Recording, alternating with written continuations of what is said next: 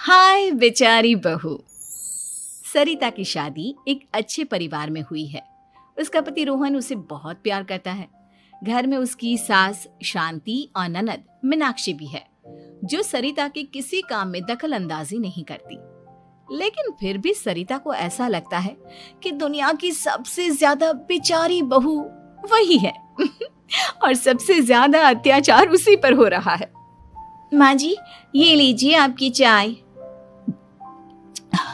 अरे बहू, तूने इतनी ज्यादा चीनी क्यों डाल दी चाय में? हाय हाय माँ जी, मैंने तो उतनी ही मीठी बनाई है जितनी मीठी आपको पसंद है।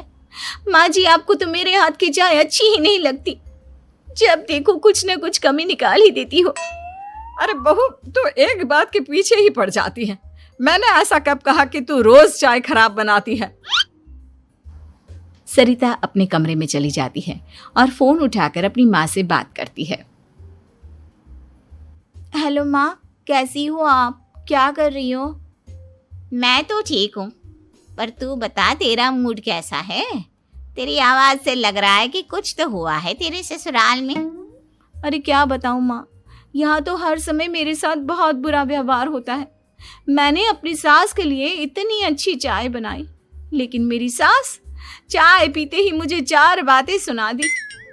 बेटी, तू इतनी छोटी छोटी बातों पर ध्यान ही क्यों देती हो? तुम्हारी सास ने कुछ बोल भी दिया तो क्या हो गया, वो बड़ी है ना तुझसे। माँ ने इतना समझाया, लेकिन इस बात का सरिता पर कोई असर नहीं हुआ। अपनी बेचारी बहू की छवि वो बदलना ही नहीं चाहती। अगली सुबह सब नाश्ते की टेबल पर बैठकर नाश्ता कर रहे थे, तभी सरिता ने अपने पति से कहा, सुनिए जी, मुझे ना आज बाजार से कुछ सामान लेकर आना है। आज आप ऑफिस से आने के बाद मुझे लेकर चलना ना। भाभी, मुझे भी कुछ किताबें खरीदनी है। आप दोनों जा ही रहे हो तो मेरी किताबें भी ले आना। लो, अभी तो बात ही की है बाजार जाने की, तो एक फरमाइश आ गई। माँ जी, आप भी बता दो कुछ, और हाँ, मोहल्ले वालों से भी बोल दो अगर वो कुछ मंगवाना चाहते हो तो। बेचारी मीनाक्षी अपना सा मुंह लेकर रह गई। ये सब देखकर रोहन से चुप नहीं रह गया और वो गुस्से में बोला, सरिता, क्या हो गया है तुम्हें? मीनाक्षी ने तो सिर्फ किताबों के लिए बोला है। तुम्हें मीनाक्षी से इस तरह से बात नहीं करनी चाहिए। माफी मांगो उससे अभी। क्या? मैं माफी मांगू? दिन भर आपके घर के काम करूं मैं, आपकी और आपके घर वालों की बातें सुनूं मैं, और अब माफी भी मैं मांगू? ऐसा कभी नहीं हो सकता। ये बोलकर सरिता वहां से चली जाती है। एक दिन उनकी पड़ोसन घर आती है। अरे सरिता, क्या कर रही है? और क्या करूंगी भाभी जी, बस घर का काम ही कर रही हूँ। आप बताओ कैसे आना हुआ? अरे मैं तो तुम्हारा हालचाल पूछने आई थी, लेकिन तुम तो बिजी लग रही हो। कोई बात नहीं, मैं बाद में आ जाऊंगी। और क्या करूं भाभी जी, जब से शादी होकर आई हूँ ना, बस काम ही कर रही हूँ। और इस घर में ना कोई मेरी कदर नहीं करता। पति है जो बस घर से ऑफिस, ऑफिस से घर। ननद को तो कॉलेज से फुर्सत नहीं। बची सास तो उनका सारा समय मेरी गलतियां निकालने में लग जाता है। अरे ये क्या कह रही हो सरिता? तुम्हारी सास तो पूरे मोहल्ले में तुम्हारी तारीफ करती फिरती है कि तुम बहुत अच्छी हो, पूरा घर तुम्ही ने संभाल रखा है। हाँ तो क्या हुआ, इसमें गलत क्या कहती हैं? सच्ची तो कहती हैं। मेरी मर्जी के बिना इस घर का पत्ता भी नहीं हिलता। शाम को जब रोहन घर आया तो उसने सबसे कहा, कल हम सबको मौसी जी के घर जाना है। उनकी बेटी की शादी है। सब अपनी अपनी पैकिंग कर लो, सुबह होते ही निकल जाएंगे। और सरिता, तुम कान खोलकर सुन लो, वहां जाकर किसी की बुराई भलाई शुरू मत कर देना, नहीं तो मुझसे बुरा कोई नहीं होगा। हाय हाय जी, आप तो ऐसे कह रहे हो जैसे मैं सुबह शाम सबकी बुराई करती फिरती हूँ। आज तक कोई कह नहीं सकता कि मैंने किसी की पीठ पीछे किसी के बारे में कोई बुरी बात बोली हो तो। अरे बस बहू, बात को और ज्यादा आगे मत बढ़ा। हमें सब पता है तू हमारे साथ क्या व्यवहार करती है। ये बात घर तक रखना, शादी में किसी को कुछ मत बोलना, नहीं तो सब कहेंगे कि शांति की बहू कितना बोलती है। हाँ हाँ, सब कुछ तो मैं ही बोलती हूँ ना। आप लोग तो हर समय फूलों की बारिश करते रहते हो मेरे ऊपर। सारी गलती मेरी है जो मैं इस घर में आई। सबका कितना ध्यान रखती हूँ, लेकिन फिर भी मेरी तो आप लोगों की नजर में कोई कदर ही नहीं है। अगली सुबह सब लोग मौसी जी के घर पर चले जाते हैं। वहां पर शादी का माहौल होता है, सब जगह चहल पहल होती है, बहुत सारे मेहमान आए हैं। सरिता को वहां बहुत अच्छा लग रहा है। वो अपने मन में सोचती है, यहाँ कितना अच्छा लग रहा है, कितनी रौनक है। मैं यहाँ किसी से ज्यादा बात नहीं करूंगी। अगर मेरे मुंह से कुछ ऐसा वैसा निकल गया तो रोहन जी तो मुझसे गुस्सा हो जाएंगी। सरिता ये सब सोच ही रही थी कि वहां रोहन की कजिन साक्षी आ गई और सरिता से बोली, आप सरिता भाभी हो ना? जितना आपके बारे में सुना था आप तो उससे भी ज्यादा सुंदर हो। हाँ वो तो है, मेरी सुंदरता की तारीफ सब करते हैं। मेरे मायके में तो सब यही बोलते हैं कि रोहन जी की किस्मत बहुत अच्छी है जिन्हें मैं मिली। लेकिन आप कौन है? मैंने आपको पहचाना नहीं। मैं रोहन भैया की कजिन हूँ।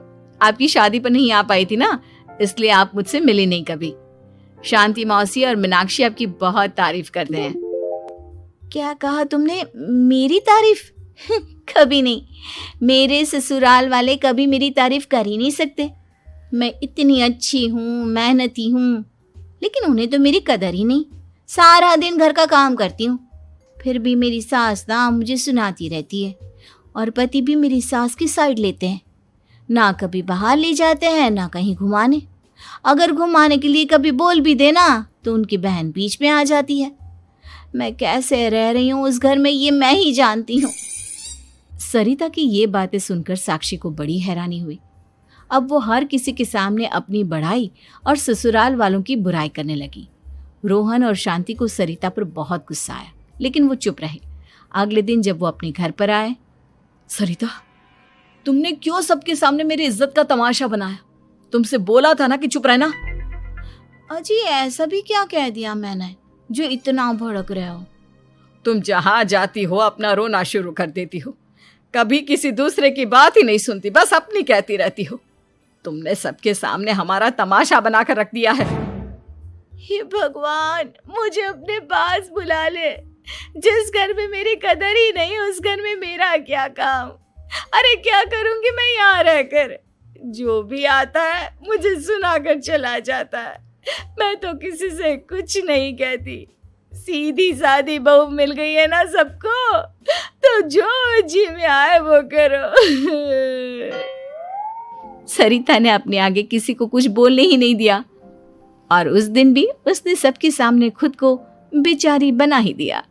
अगले दिन मीनाक्षी कॉलेज के लिए लेट हो रही थी, इसलिए वो हर काम जल्दी जल्दी कर रही थी। अपना नाश्ता लेने किचन में गई और पतीले में रखे गरम दूध को गिलास में डालने लगी। दूध का पतीला उसके हाथ से छूट गया और गरम गरम दूध उसके हाथ पर गिर गया। ओए माँ, हाय मेरा हाथ, माँ मेरा हाथ जल गया। मीनाक्षी की आवाज सुनकर सरिता दौड़ती हुई आई। ये क्या किया तुमने? तुम्हें नाश्ता चाहिए था तो मुझसे बोल देती, मैं क्या मना करती थी? अब पता नहीं कितने दिन की मुसीबत पाल ली तुमने। सरिता मीनाक्षी को उसके कमरे में ले गई और उसका बहुत ख्याल रखा। उसका इस तरह से ख्याल रखना शांति और रोहन को थोड़ा अजीब लगा।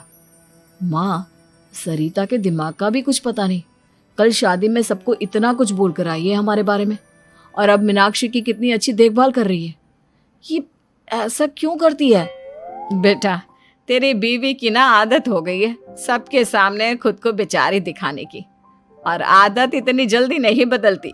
जब ये बोलना शुरू करती है तो रुकने का नाम ही नहीं लेती, इसलिए इसे पता ही नहीं चलता कि ये किसके सामने क्या बोली जा रही है। लेकिन दिल की बहुत अच्छी है। हमें भी अपना दिल बड़ा करके ये जैसी है इसे स्वीकार कर